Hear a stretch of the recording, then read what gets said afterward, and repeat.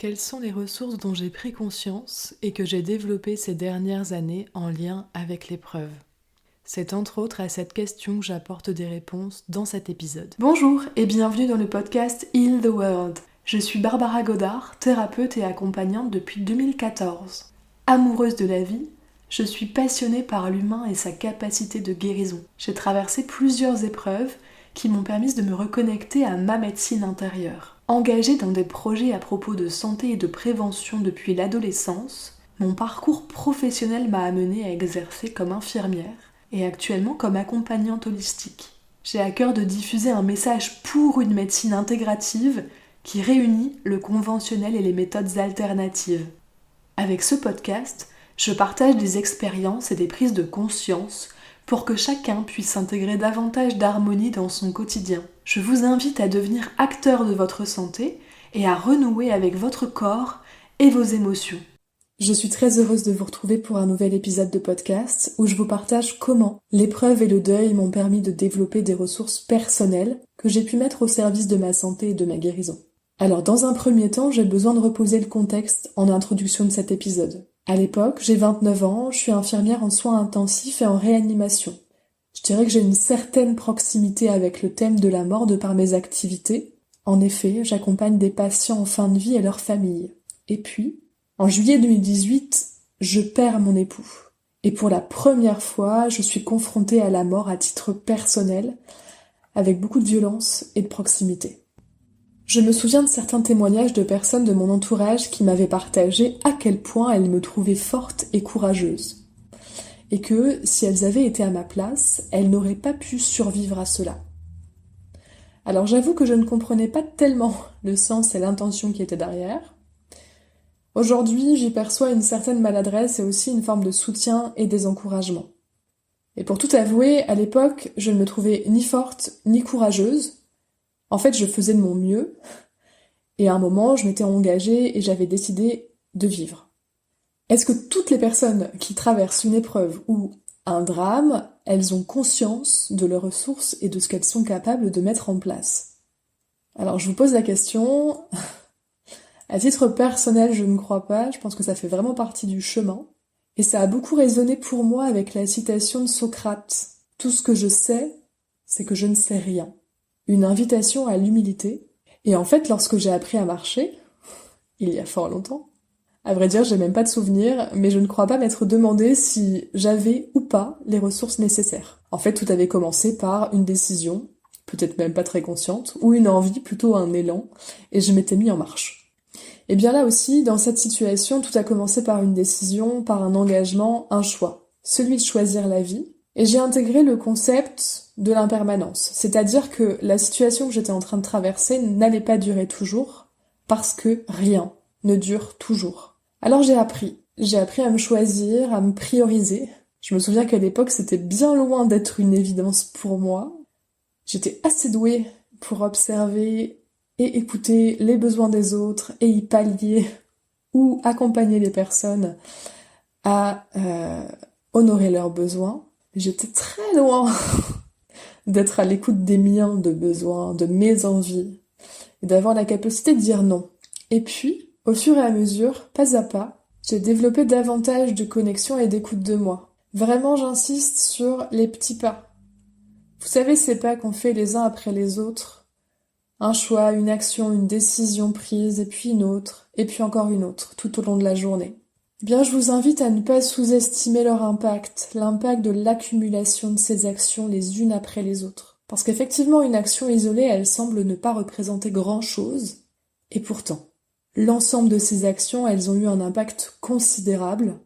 À quel point c'est la somme des actions les unes avec les autres qui fait une grande différence, et pas une simple action isolée. Aussi, à ce moment-là, j'ai mis en doute toutes mes certitudes, tout ce que je croyais comme étant vrai, et en fait probablement l'ensemble des croyances dans lesquelles je m'étais enfermée.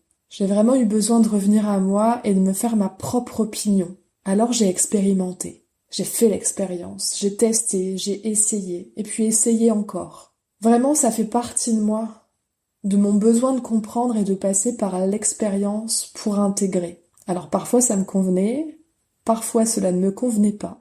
Et ainsi, j'ai développé mon discernement, c'est-à-dire ma capacité à savoir si quelque chose était bon et juste pour moi ou pas. Et puis j'ai aussi développé mon courage. Le courage, c'est la rage au cœur, ce moteur qui nous met en mouvement, qui nous met en action depuis un espace, celui du cœur, depuis un espace où on sent une forme de justesse. Alors on avance avec les peurs. Souvent, cela ne fait pas sens pour les gens autour de moi, mais tant pis, j'y vais quand même. Et parfois, je dois dire que même pour moi, cela fait pas toujours sens. Et puis plus je développais ma capacité à m'écouter et à me choisir, et plus j'avais la sensation d'avoir une forme de clarté à propos de là où j'allais et des décisions que je voulais prendre. Vraiment, ça a été considérable pour moi de me rendre compte qu'en fait, c'était comme un muscle, que j'avais la capacité de muscler cette ressource, le courage, que peut-être qu'il y avait quelque part un tiroir avec du courage, et que j'avais la possibilité d'en recevoir et d'en accueillir encore plus.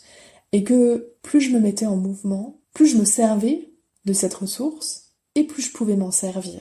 Aussi, une des ressources que j'ai développées à ce moment-là, c'est ma capacité à ressentir, à accepter ma vulnérabilité, mes émotions comme une force. En fait, au dehors, j'avais l'impression qu'on m'invitait à taire mes émotions, que ça apportait une forme d'insécurité à tout le monde et que possiblement, c'était assez indigeste pour mes proches. Et puis finalement, à un moment, j'ai compris que dans cet espace, dans l'espace de m'autoriser et de m'accueillir avec ma vulnérabilité et mes émotions, se trouvait une de mes plus grandes forces. J'avais la capacité de plier et aussi de me relever, tel un roseau. Je plie mais je ne romps pas. Vous connaissez l'adage qui dit que ce qui ne nous tue pas nous rend plus forts. J'ai longtemps cru que la force, c'était de ne pas ressentir, c'était d'être détaché de ses émotions.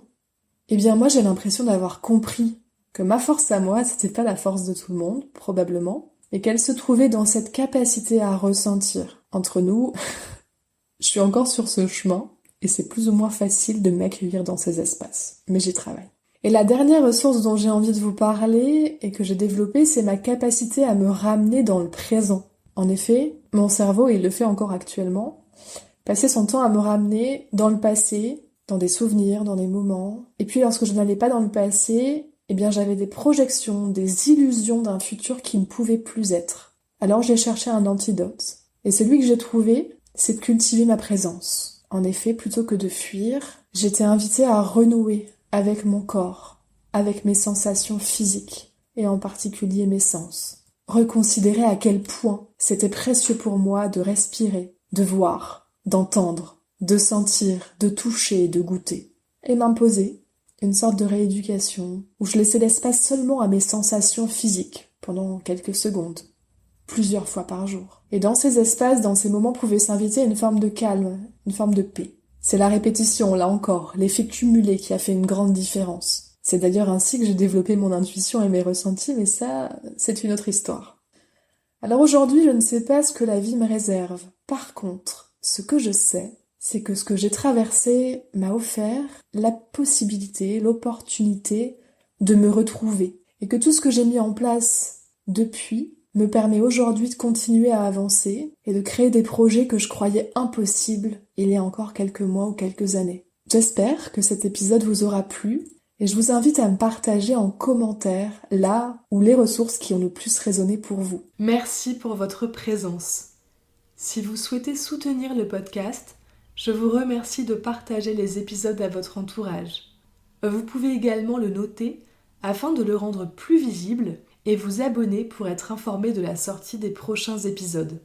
De plus, si vous souhaitez me suivre et connaître l'actualité de mes accompagnements, je vous invite à me rejoindre sur mon site ou sur ma page Instagram Barbara Godard.